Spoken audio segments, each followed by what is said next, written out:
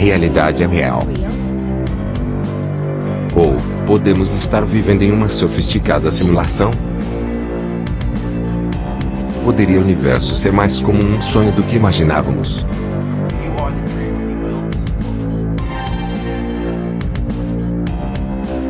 Como a ciência pode nos ajudar a responder estas perguntas? Bem-vindo à hipótese de simulação.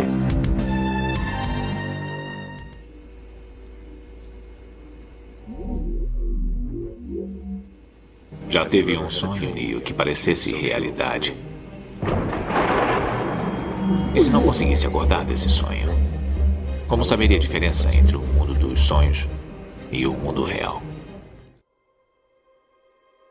E se você acordasse um dia e descobrisse que tudo que você sempre tomou como certeza não é exatamente o que parece? O que você pensou que era realidade, é na verdade uma simulação.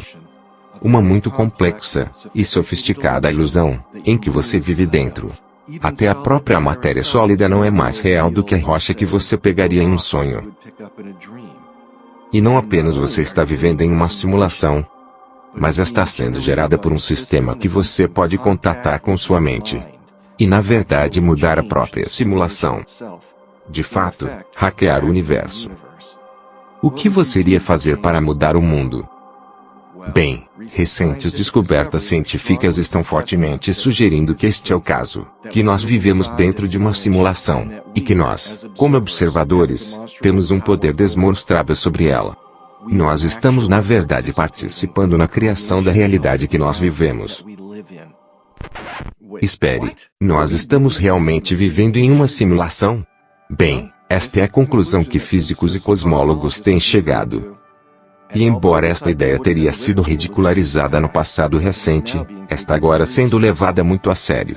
Experimentos de ponta de física têm produzido alguns resultados muito estranhos, resultados que dizem que nosso universo não é uma realidade objetiva, mas que está na verdade emergindo de algo mais. Algo não físico, e além dos nossos sentidos. Na era digital, ciência está começando a ver uma correlação entre nosso mundo e o mundo da realidade virtual. Matrix está em toda parte. Está à nossa volta. Mesmo agora, nesta sala aqui. Você a vê quando olha pela janela, ou quando liga a televisão. Platão vs Demócrito. O que esses caras têm a ver com isso? Eu pensei que nós estávamos falando sobre ciência, não filosofia.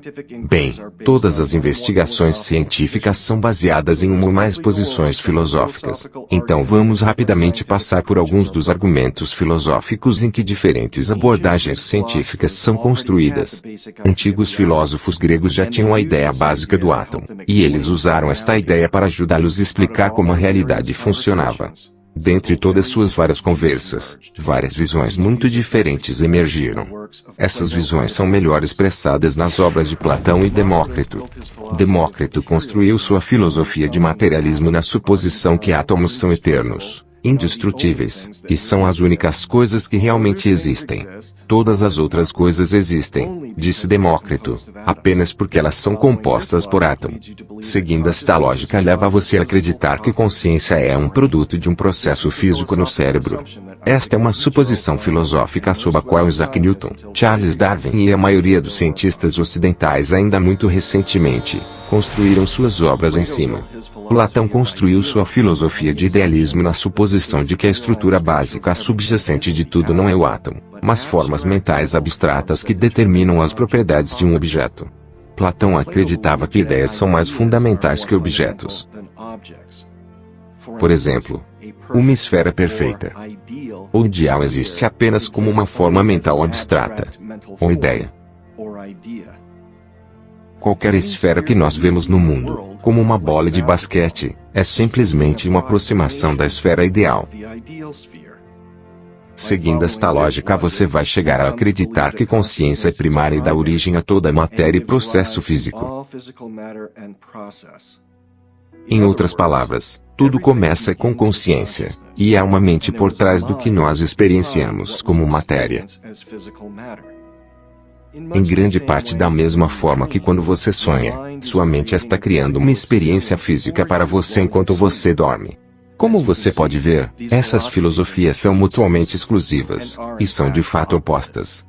Ambas não podem ser verdade. Cada mente dá origem à matéria, ou matéria dá origem à mente. É um debate muito antigo. Mas a ciência tem finalmente aproveitado o poder suficiente para resolvê-lo de uma vez por todas. A hipótese científica que nosso mundo é virtual, ou como um sonho, tem sido explorada em profundidade por muitos cientistas, incluindo o Dr. Brian Whitworth. Ele tomou as duas visões opostas, uma sendo o materialismo, que nosso universo é inteiramente físico, existe em si por aí, e não precisa de nada de fora para explicar ele. E a outra sendo a hipótese de simulação, que nosso universo existe como uma construção virtual e depende de informação processando acontecendo fora do espaço-tempo. Dr. Whitworth olhou para todos os fatos que têm sido reunidos a partir de resultados de experimentos e perguntou que visão melhor serve esses fatos. Após uma análise aprofundada, sua conclusão foi que os dados muito melhor se ajustam à hipótese de simulação. Estamos dentro de um programa de computador? Cientificamente, o nosso universo simplesmente faz mais sentido quando visto como uma construção virtual emergente de consciência, em vez de simplesmente matéria existindo independentemente da mente. Isto não é real? O que é real? Como se define real? A análise começa no início, com o Big Bang. Este bem estabelecido modelo cosmológico demonstra que espaço-tempo foi criado por um evento único bilhões de anos atrás, e expandido no que nós vemos ao nosso redor hoje. Quase todos os cientistas concordam que nosso universo começou a existir em um ponto no passado distante. Da visão materialista que nosso universo é tudo o que existe, como uma realidade objetiva independente. O fato de que o Big Bang veio do nada é muito difícil de explicar. Como poderia tudo vir do nada? Mas se você olhar para o universo como uma construção virtual, o modelo Big Bang funciona perfeitamente. Mundos virtuais sempre começam com um fluxo de informação de um estado zero, já que eles precisam dar a partida inicial. Cada vez que um jogo de computador se inicia, um Big Bang ocorre da perspectiva do jogo. De dentro do próprio mundo virtual, a criação sempre vem do nada. Porque antes dele iniciar, não há espaço ou tempo como definido pelas regras desse mundo virtual. Um universo pixelado, outra coisa a se considerar são os bits quânticos. O fato de que a luz é quantizada como fótons, eletricidade como elétrons, etc. Melhor serve para a hipótese de que nós vivemos em uma construção virtual, porque em processamento digital todos os dados precisam ter uma quantidade mínima, representada por bits, ou pixels. E nosso mundo exibe esta mesma propriedade. Cada imagem gerada por computador decompõe-se em pixels quando examinadas de perto. E isto é o que a ciência tem encontrado na natureza. No século passado, físicos descobriram que matéria realmente é quantizada, composta de partículas fundamentais e indivisíveis, bilhões de vezes menores do que um átomo. E, como a ciência tem descoberto mais e mais sobre a forma como o universo se comporta, está ficando claro que a natureza é uma matrix de bits computáveis. Espaço é quantizado, tempo é quantizado, energia é quantizado, tudo é feito de bits individuais, que significa que o universo tem um número finito de componentes, que significa que tem um número finito de estados, que significa que é computável. Se a verdadeira natureza do universo é de fato digital, que de fato tem bits quânticos de espaço e tempo, e que não há nada que não se possa calcular, e no momento não há evidência contra isto, então é inteiramente consistente com a hipótese de simulação.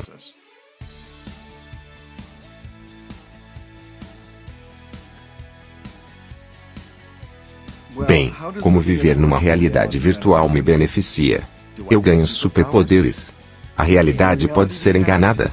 Podemos reprogramar a natureza e tomar controle de nossas experiências. Estamos, em certo sentido, já fazendo isto mas simplesmente inconsciente disso? Ok, por uma questão de argumento, digamos que os dados servem a hipótese de simulação melhor do que se encaixa ao materialismo. Isso é tudo muito bom, mas há alguma evidência sólida de programação de computador na natureza? Parece que há.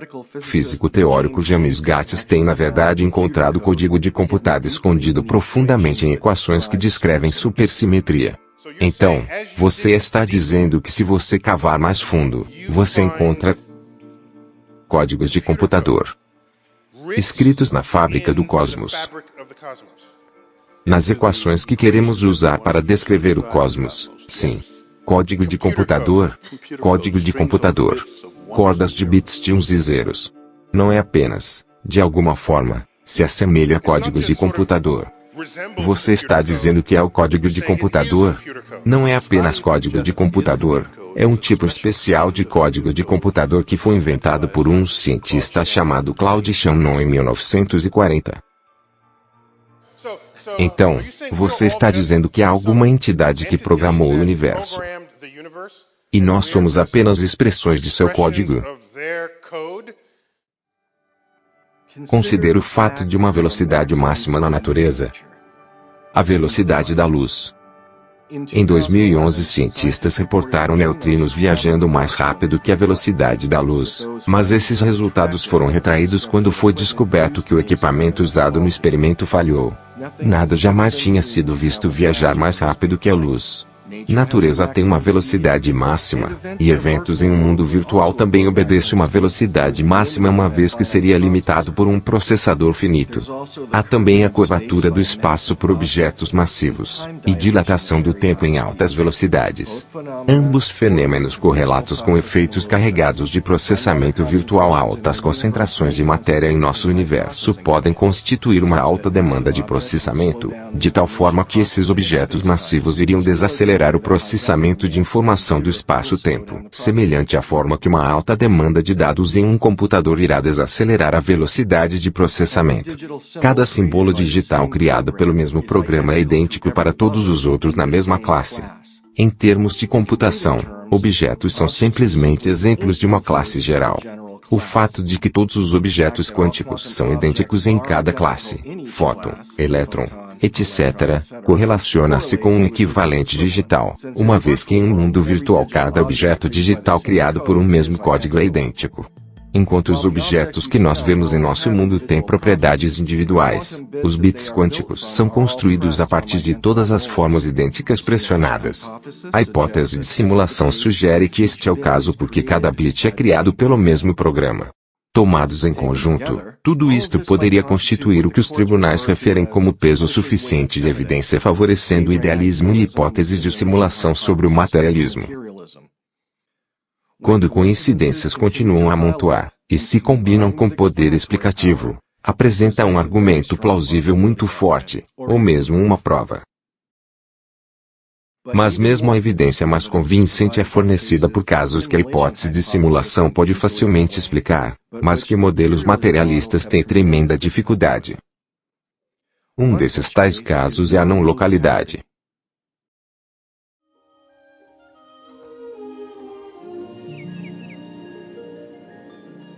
Toto tem um sentimento de que nós não estamos mais no Kansas. Para o materialismo ser verdadeiro, e o mundo existir independentemente da mente, o conceito de localidade é necessário. Isto significa que para objetos interagirem, eles precisam estar em estreita proximidade. Isto é que Albert Einstein acreditou por quase sua vida toda. Para entender emaranhamento quântico e não localidade, nós devemos dar uma olhada na vida de Einstein e seu papel no desenvolvimento da mecânica quântica. Em 1905 cavalos ainda se misturavam com carros nas ruas. Jacob era o maior novato da liga, e Albert Einstein era um funcionário de baixo escalão num escritório de patentes na Suíça. Esse ano, em seu tempo livre, ele escreveu 4 notáveis artigos científicos. O primeiro estabeleceu o fóton como a partícula associada com a luz, antecipando muitos anos de entendimento da luz como um fenômeno puramente ondulatório. Ele usou esta nova descrição da luz para explicar o efeito fotoelétrico. Em outro artigo ele provou matematicamente a existência de átomos, algo que era ainda debatido naquela época, e ele na realidade calculou seu tamanho. Ele introduziu sua teoria especial de relatividade, que descreve como o movimento pode afetar a passagem do tempo, e então com igual a mc², ele estabeleceu a relação fundamental entre matéria e energia. Isto explica o que fazer sobre brilhar. Ele foi tão longe à frente de seu tempo que ninguém jamais reconheceu sua realização. Isto é até esse homem, Max Planck, o maior físico teórico na Europa naquela época, e o editor do jornal Annalen Physik ler o artigo que Einstein tinha apresentado descrevendo luz como constituída de fótons. Planck enviou um assistente ao escritório de patente para buscar Einstein. Este reconhecimento ajudou para que o jovem Albert fosse aceito na Universidade de Zuriche. Max Planck fez muitas contribuições importantes e duradouras para o campo da física, mas talvez sua maior descoberta foi Einstein.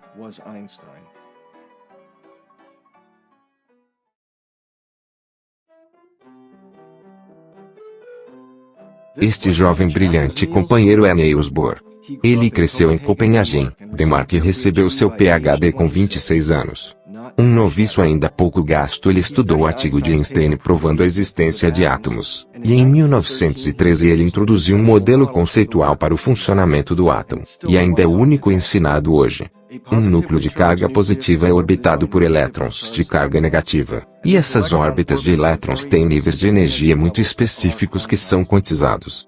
O modelo atômico de Bohr tem enorme impacto na física atômica e química, abrindo o caminho para a era moderna. Foi-lhe dada uma agradável posição na Universidade de Copenhague como um professor de física. Enquanto isso, Einstein tinha se tornado um membro da Academia Prussiana de Ciência e um professor de física na Universidade de Berlim. E ele publicou mais alguns artigos. Em um deles ele responde a velha questão por que o céu é azul.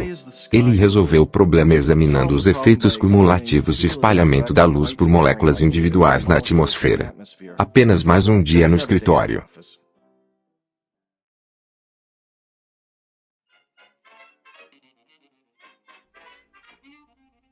Bem, e a década de 1920 e cada jovem garoto queria ser Charlie Chaplin. Este queria ser um cientista. Seu nome é Werner Heisenberg. Você talvez esteja familiar com seu famoso princípio Prime, certeza que impõe limites rígidos à investigação empírica. Em 1925 ele introduziu um conceito conhecido como mecânica matricial, em uma tentativa de explicar como energia é absorvida pelos átomos. Ele fez isto descrevendo átomos não como objetos físicos reais, mas como matrizes matemáticas que evoluem ao longo do tempo. Mecânica matricial era coisa muito radical, e não parecia muito com a física tradicional. Niels Bohr aceitou as ideias de Heisenberg como válidas, mas outros físicos, incluindo Einstein, pensavam neles como uma moda passageira que iria desaparecer uma vez uma teoria melhor foi encontrada. Heisenberg se tornou um professor, e começou a espalhar suas próprias ideias. Este é Erwin Schrödinger. Em 1926 ele estava ensinando física na Universidade de Zuriche, onde Einstein tinha obtido seu PhD. Ele escreveu um artigo introduzindo mecânica ondulatória como uma alternativa para a mecânica matricial de Heisenberg. Foi Schrödinger quem primeiro afirmou que duas partículas poderiam ser emaranhadas, e que elas iriam se comportar como um sistema, como uma coisa, mesmo se elas forem separadas no espaço. Isto significa que qualquer interação com, observação ou medida de uma das partículas emaranhadas iria causar um efeito instantâneo na outra, mesmo em grande distância através do espaço, e incluindo a distância infinita no espaço. Isto é o que ficou conhecido como não-localidade. Para a maioria dos físicos, que foram afinal completamente investidos em uma visão de universo materialista, isto era realmente inaceitável, e simplesmente não poderia ser verdade, mesmo se todas as equações funcionassem. Eles só precisavam colocar suas cabeças juntas e descobrir o que realmente estava acontecendo com esta nova moda de onda e mecânica matricial. Einstein tomou interesse particular neste problema porque era ele quem tinha deixado este gênio fora da garrafa com seu fóton e teoria quântica da luz. A Conferência de Sová em 1927 foi realizada para resolver esses novos problemas em definir as propriedades e comportamento de fótons e falar sobre alguns pesos pesados. Das 29 pessoas retratadas aqui, 17 ganharam um prêmio Nobel. Aqui está Madame Curie, próximo a ela é Max Planck. Aqui está Einstein, que por sua vez tinha derrubado a teoria de Isaac Newton da gravidade com sua própria teoria geral de relatividade, e ele era de longe o mais famoso cientista no mundo. Aqui estão os jovens iniciantes Evan Schrödinger e Werner Heisenberg, os que começaram todo este problema. E aqui está Niels Bohr no meio entre os jovens e os velhos tradicionalistas liderados por Einstein. Durante a conferência, Bohr e Einstein começaram uma discussão sobre a verdadeira natureza da realidade que iria se tornar a maior rivalidade na ciência moderna.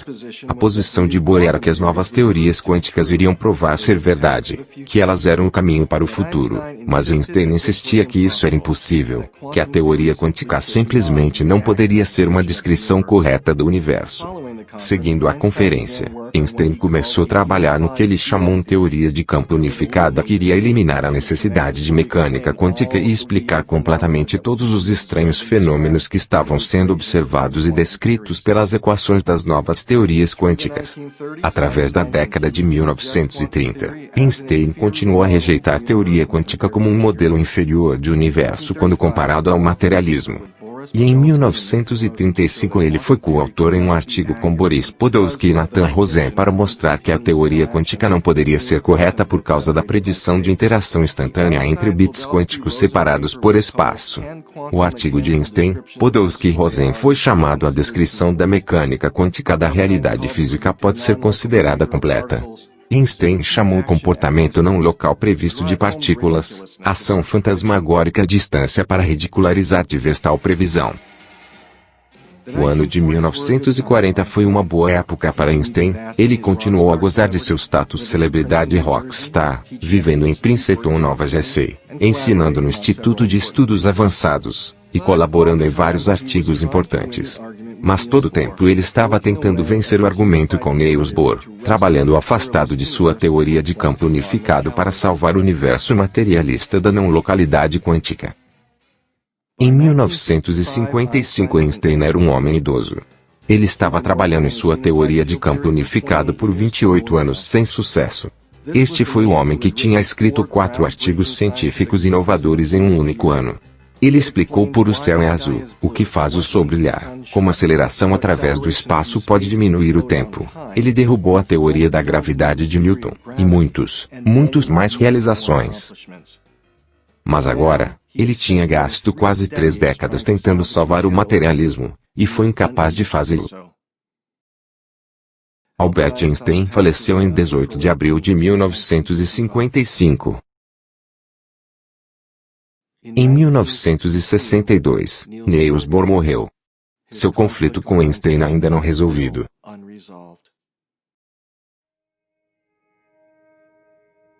Então, em 1964 o físico irlandês John Bell propôs seu famoso teorema. É muito inteligente matematicamente baseado na maneira de testar e provar de uma forma ou outra quem está certo. Fazendo o experimento seriam necessários alguns equipamentos muito especiais. Levaram 18 anos para esta tecnologia se tornar disponível, e em 1982 o físico Alain Aspect os reuniu e executou o experimento. Os resultados confirmaram que a não localidade era realmente real, o que Schrödinger tinha chamado de emaranhamento, e foi defendido por Bohr mas ridicularizado por Einstein, era uma propriedade fundamental da natureza. Correspondência instantânea pode ser vista entre duas partículas que estão separadas por distância ilimitada no espaço, e isto somente faz sentido se o mundo é uma construção virtual. Em um mundo virtual, distância não limita a correspondência, uma vez que todos os pontos em uma simulação estão na mesma distância em relação à fonte da simulação. Por exemplo, em um jogo de computador todos os pontos na tela estão na mesma distância em relação ao processador, e o mesmo efeito pode ser visto em nosso mundo. Se nosso universo é uma simulação projetada sobre uma tela tridimensional, então o seu processador estaria na mesma distância de todos os pontos no universo. Não localidade, um dos maiores problemas na física, é facilmente resolvido pela hipótese de simulação. Espaço parece ser uma ilusão criada pela construção virtual. Mas ainda mais estranho do que o espaço sendo uma ilusão, é o que a física quântica nos diz sobre a própria matéria. Se eu fosse um personagem num jogo de computador que era tão avançado que eu era na verdade consciente, e eu comecei a explorar meu mundo de videogame, iria na verdade sentir para mim como se fosse feito de objetos sólidos reais, feitos de coisas físicas. No entanto, se eu comecei a estudar como curioso físico que eu sou, as propriedades destas coisas, as equações pelas quais as coisas se movem, as equações que dão a essas coisas suas propriedades, eu iria descobrir eventualmente que todas essas propriedades eram matemáticas. As propriedades matemáticas que o programador tem na realidade colocado no software que descreve tudo. O servidor que está criando você não está em seu quadro de realidade. Esta do lado de fora. Se você é simulação, esse computador é não físico em relação a você. O que é físico para você é seu mundo simulado.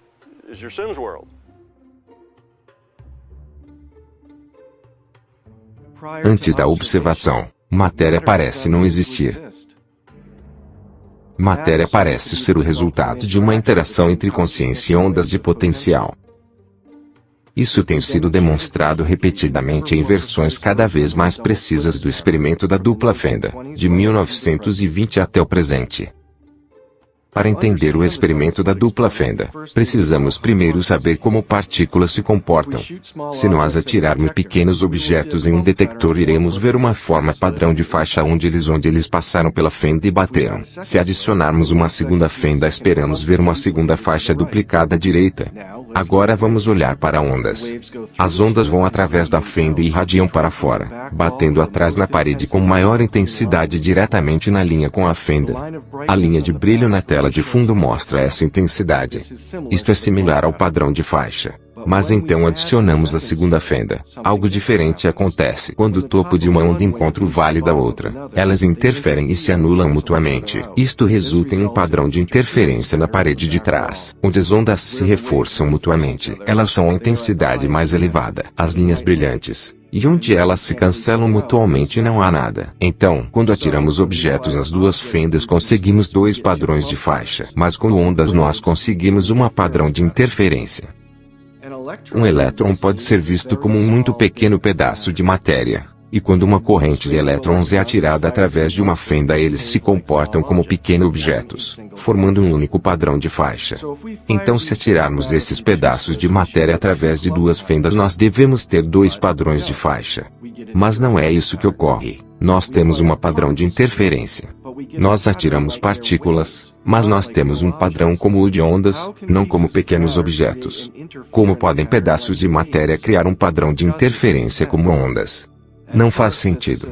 No início, físicos pensavam que os elétrons estavam saltando longe um do outro para criar um padrão de interferência. Então, em 1961, Klaus Johnson na Universidade de Tübingen, na Alemanha, modificou o experimento para disparar os elétrons um de cada vez. Desta forma, não há possibilidade de eles se esbarrarem e interferirem uns com os outros. Mas, de novo, o padrão de interferência foi visto. Físicos estavam perplexos com isso. De alguma forma parece estar consciente da existência de duas fendas, e não de uma, porque dado origem a esse padrão de interferência. Como é que um átomo faz isso? Será que se divide no meio? Faz isso, torna-se como uma nuvem que vai através de ambas as fendas.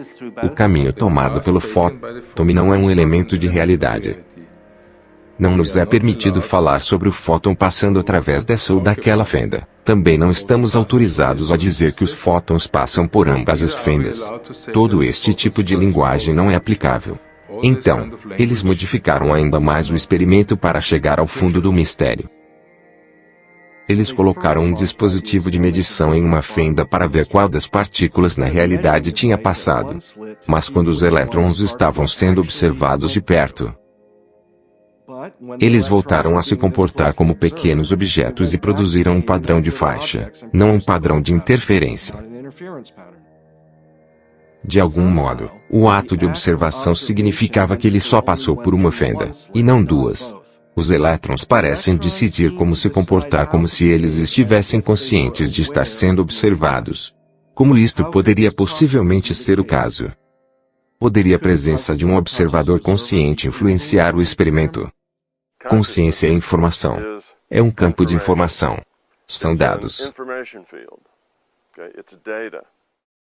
Em 1978 o físico John Wheeler propôs uma nova maneira de fazer o experimento da dupla fenda que pode finalmente revelar o que realmente estava acontecendo. Ele propôs o que é chamado de experimento da escolha retardada, em que a decisão de se observar ou não as partículas não é feita até depois de eles terem passado pelas fendas, mas antes de eles terem batido no detector. Esta animação é altamente simplificada, mas você vai entender a ideia.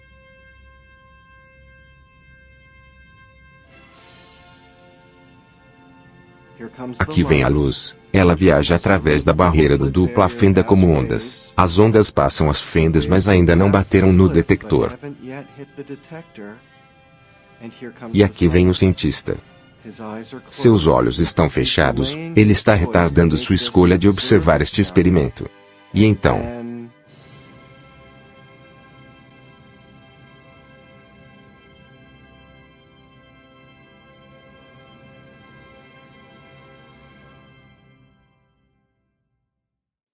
os resultados do experimento não resolvem o mistério. Ao invés disso, tornam-o ainda mais estranho. Porque o que foi descoberto foi que no momento da decisão de observar, as ondas se tornam partículas, e não apenas isso, mas elas realmente fazem um registro de si mesmas como tendo viajado pelas fendas como partículas. Sim, você me ouviu. Decidir executar o experimento observado faz com que as ondas se tornem partículas, e esta força casual se estende para trás no tempo. Nossa escolha de que experimento fazer determina o estado anterior do elétron. Rodando o experimento não observado não causa este efeito. Running the experiment unobserved does not cause this effect.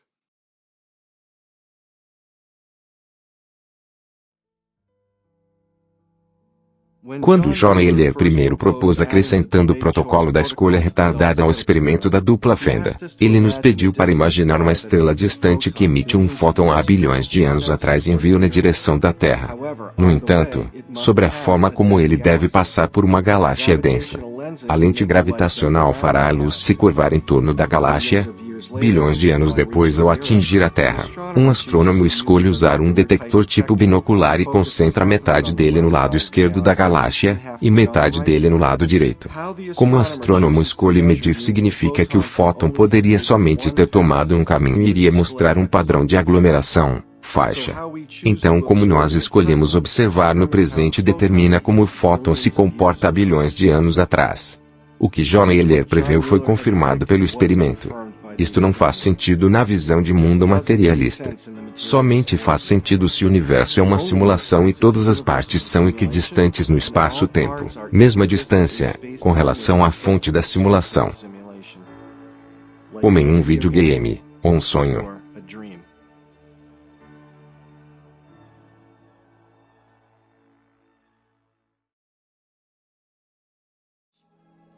A força. A força é o que dá um jeito de seu poder. É um campo de energia criado por todas as coisas vivas. Nos rodeia e nos penetra, mantém as galáxias unidas. Max Planck famosamente disse: não há nenhuma matéria como tal. Toda a matéria se origina e existe apenas em virtude de uma força. Devemos assumir por trás dessa força a existência de uma mente consciente e inteligente. Esta mente é a matriz de toda a matéria.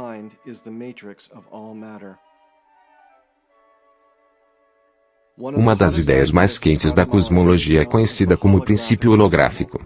É a ideia que nosso universo tridimensional está emergindo de uma informação bidimensional. Isso é, objetos tridimensionais são compostos de informação espalhada em uma superfície bidimensional.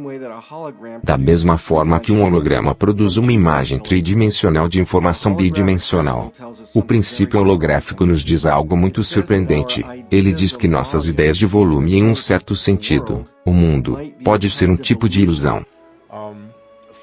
Primeiro de tudo eu gostaria de dizer, deve ser claro que toda essa história holográfica é a coisa mais radical que já aconteceu com nosso entendimento do espaço, tempo e matéria desde a invenção da mecânica quântica e relatividade. Teoria quântica em geral, e os resultados dos experimentos que têm sido rodados nesta área, reafirmam o princípio holográfico. Existe algum teste que poderia cientificamente provar que o universo é uma construção virtual, e não materialista na natureza? Bem, você pode pensar que cientistas iriam ter esgotado as formas de fazer o experimento da dupla fenda, mas você pode estar errado. O experimento eliminador da escolha retardada foi primeiro realizado em 1999 por Marlan Scully, Leon Kim e colaboradores. Dr. Kim foi consultado para garantir a exatidão desta apresentação. O experimento começa no canto superior esquerdo com uma fonte de fótons por trás da barreira com duas fendas. Um cristal é colocado na frente da barreira que divide os fótons em pares emaranhados. Estas lentes têm a tarefa de direcionar um de cada par, que tenha viajado através de qualquer fenda, para que eles tenham impacto no detector zero. Quando um fóton entra pela primeira fenda, e é dividido em um par entrelaçado, uma delas opera através da lente em um detector zero, a segunda opera para baixo e é redirecionada pelo prisma em um espelho verde semiprateado. Semiprateado significa que eles permitem a luz passar em 50% das vezes. As outras 50% são refletidas. Assim, em média, a metade dos fótons são refletidos e batem no detector 4. A outra metade viaja, reflete um espelho completo e chega em outra meta de espelho. Eles podem viajar através dele e bater no detector 1, ou se refletido no detector 2.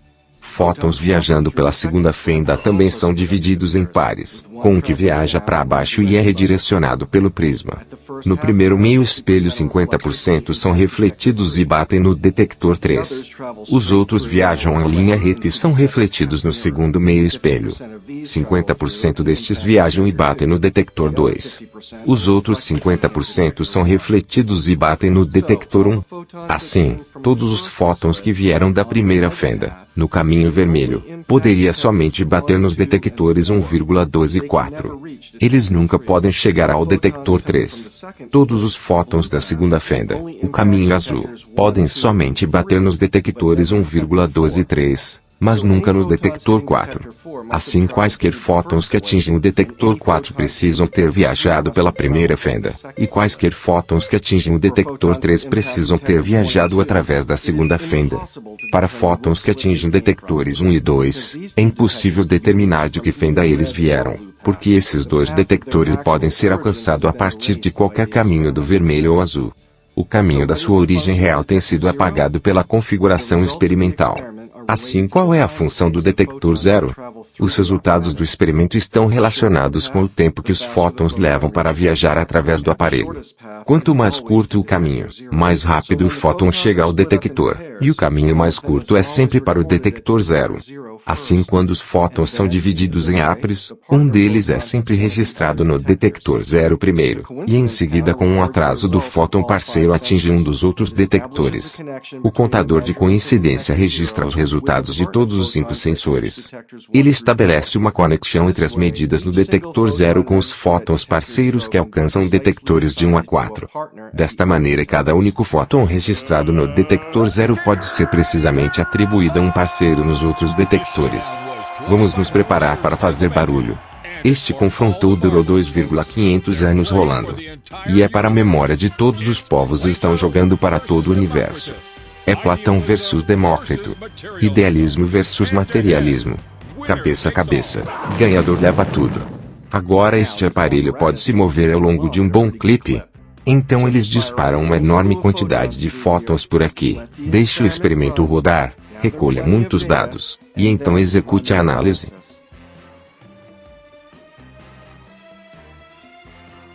E quais são os resultados? Detectores 1 e 2 sempre mostram padrões de interferência, porém é impossível determinar de qual das duas fendas os fótons vieram. Mas detectores 3 e 4 sempre mostram padrões de aglomeração, porque podemos saber de qual fenda esses fótons vieram. Essa é a única diferença. Como a luz escolhe mostrar a si mesma, como partícula ou ondas, depende do quanto sabemos sobre ela. Se ele teve que vir de apenas uma fenda, padrão de aglomerado. Se ele pode ter vindo de qualquer fenda, padrão de interferência. Não há explicação materialista para isto.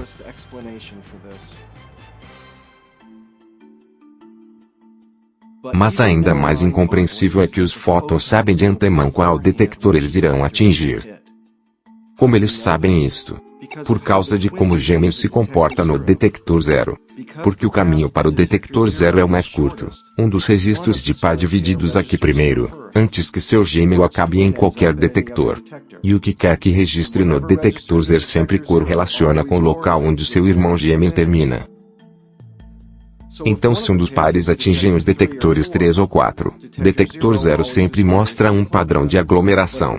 Mas se seu gêmeo cai no detector 1 ou 2, o detector 0 sempre mostra um padrão de interferência. A partícula pode prever o futuro. Ou o espaço-tempo é uma construção virtual com todos os quadros disponíveis simultaneamente na fonte da simulação.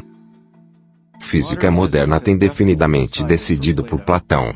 As menores unidades de matéria são, de fato, objetos não físicos no sentido comum da palavra. Eles são formas potenciais, no sentido de Platão, ideias abstratas, que podem apenas ser descritas em linguagem de matemática. Espaço e tempo são ideias bem como propriedades não absolutas da natureza. Ciência decidiu, materialismo não é uma visão de mundo válida. Mas físicos agora aceitam que partículas não existem como objetos na falta de observação. Mas existem apenas como ondas, que então viram partículas quando observadas. Essas ondas não são nada de tangível como ondas do oceano, ou mesmo ondas de rádio. Mas simplesmente uma descrição probabilística de onde as partículas podem estar se eles forem verificadas. Partículas são distribuições de probabilidade, e não pequenas coisas duras.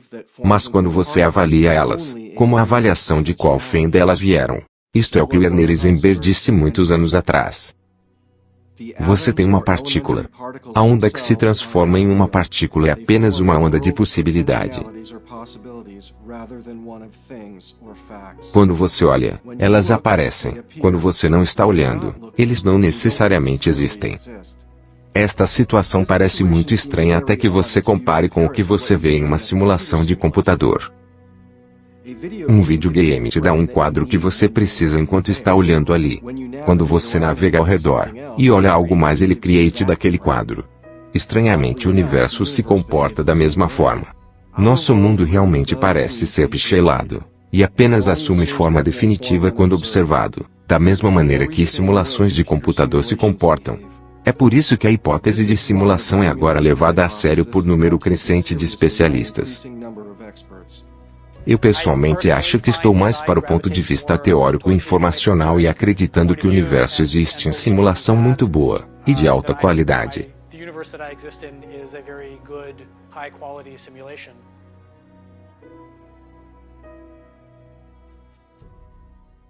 Algumas pessoas tentaram salvar a realidade objetiva e o materialismo afirmando que o reino quântico opera em um conjunto separado de regras que não se aplicam ao mundo macro de nosso dia a dia. Esta ideia é chamada macrorealismo.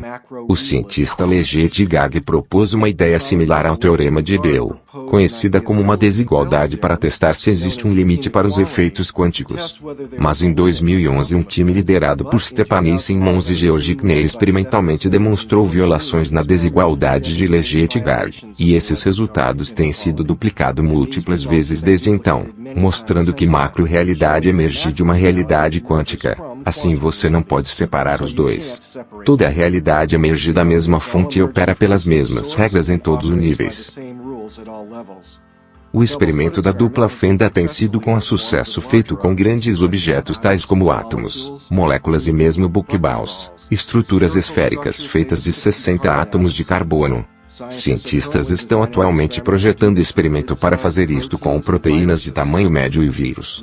Entrelaçamento não local tem sido registrado entre pares de pequenos diamantes, chips de alumínio grandes o bastante para serem vistos com olho nu. Uma pequena pá de metal foi colocado em estado não local de superposição. A partir de fevereiro de 2015, macrorealismo falhou em cada teste experimental. O fato que efeitos quânticos existem no nível macro é o que faz computação quântica possível.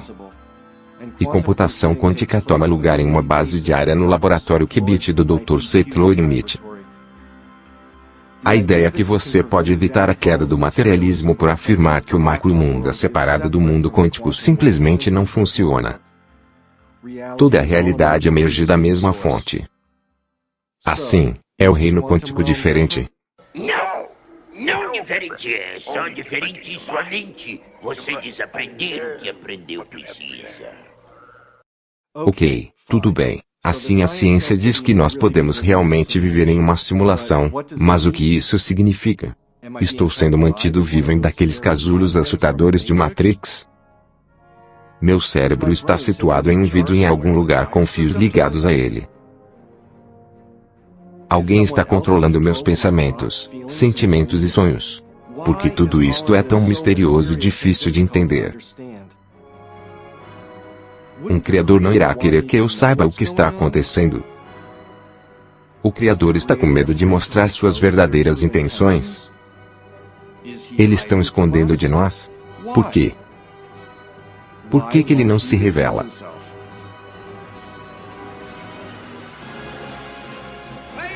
Não preste atenção a esse homem atrás da cortina. E se você está conectado com o Criador? E se parte do seu subconsciente é ainda conectado com a consciência original que programou essa realidade virtual? Depois de tudo, nós sabemos que nosso subconsciente pode criar uma experiência física para nós enquanto dormimos. É a nossa verdadeira inspiração, entende? Agora, em um sonho, nossa mente faz isso de forma contínua. Nós criamos e percebemos nosso mundo simultaneamente. E a nossa mente faz isso tão bem que nem percebemos o que está acontecendo.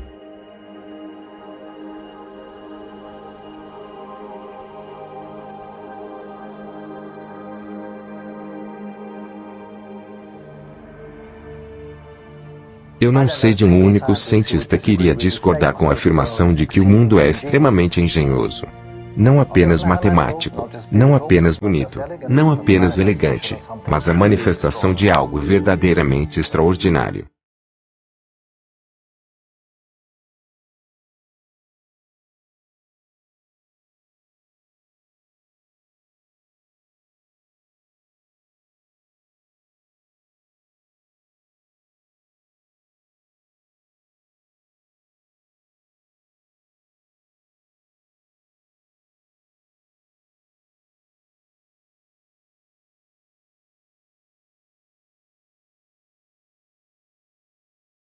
Albert Einstein foi uma das pessoas mais inteligentes que já viveram. Em um ano ele escreveu 4 dos mais importantes artigos na história da física, que introduziram mudanças radicais que levaram a tecnologias variando de lasers ao sistema de posicionamento global, GPS. No fim de sua vida, depois de gastar 28 anos procurando por uma teoria de campo unificado construída sobre o materialismo, Einstein parece mudar sua mente sobre a natureza fundamental do universo.